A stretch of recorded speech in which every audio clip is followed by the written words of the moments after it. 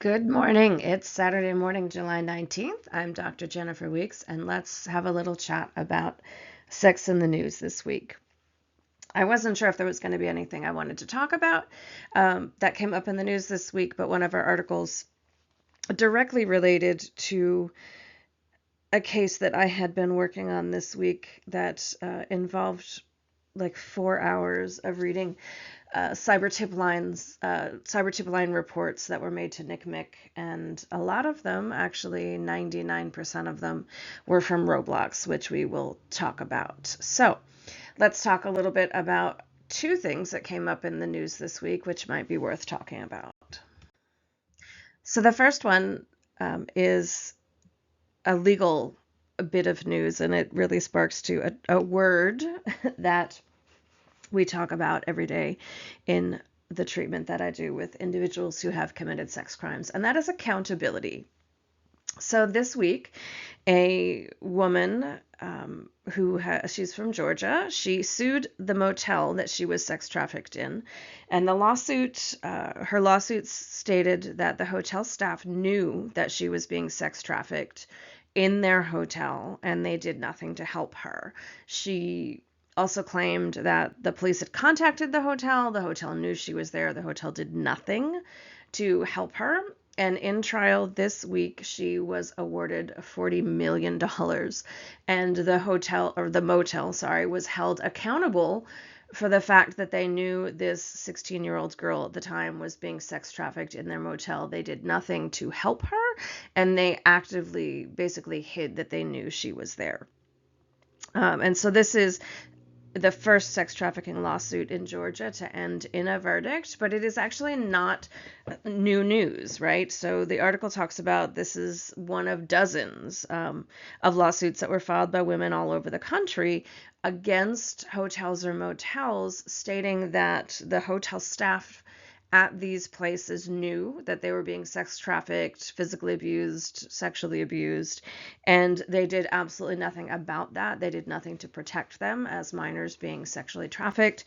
And some of the lawsuits alleged that some of those hotel staff not only ignored or did nothing to protect them, but also actively participated in the sexual abuse and the sexual trafficking of those victims. So this is a good day, right, for victims in Georgia, where the motel where this individual was being trafficked was held accountable for doing absolutely nothing, and in fact, according to the verdict, agreeing with the fact that they perhaps even hid the fact from the police that she was being sexual trafficked. So it's always good to have a win for a victim and for someone who is doing these things to be held accountable.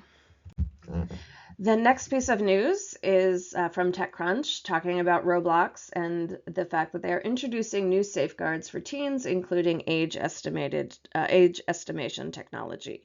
So Roblox, when I think of Roblox, I think of kids, I think of younger kids, but given the work that I do, I also think about how many of the people that I work with or I do evaluations for have contacted minors via Roblox, right? So this is unfortunately a place where individuals can contact and do contact minors to engage in illegal sexual contact with them.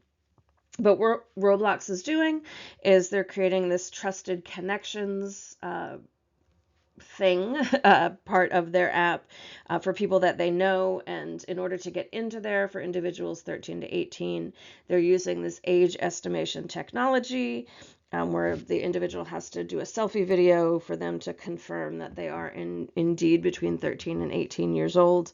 And the parent, there's also increased parental controls where parents can see the communications that are happening in that trusted connections sort of section of the Roblox app, which is good, right? So obviously anytime that we can have interventions or parental safeguards for children on these apps where is a risk of being contacted and groomed by an individual looking to perpetrate a sex crime is fantastic.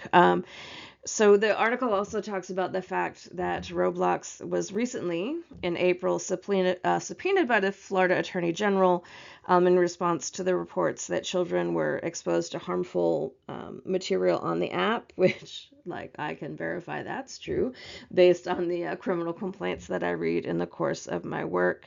And allegedly, this trusted connections piece of the Roblox is going to be proactively monitored for what they call harm, right? And i.e. grooming behavior in there. So good thing that they're introducing some new technology and some new parental controls and actually maybe trying to do something to inhibit children being contacted and groomed by adults on this app. I really think it kind of sucks that it took a subpoena from the Florida Attorney General in order for them to do something about it. I don't know that to be fact. That's what the article insinuated. But any safety feature, again, for the kids is fantastic. This is a place where we're seeing a lot more individuals contact children, and that's never a good thing. So parents out there, if your children are on Roblox, look into the new parental controls, the new age verification technology, and as always, know what the heck your kids are doing online, because you never know who's trying to contact them. And thank you for having a chat with me about two little pieces of sex in the news today, and I hope you have a great weekend.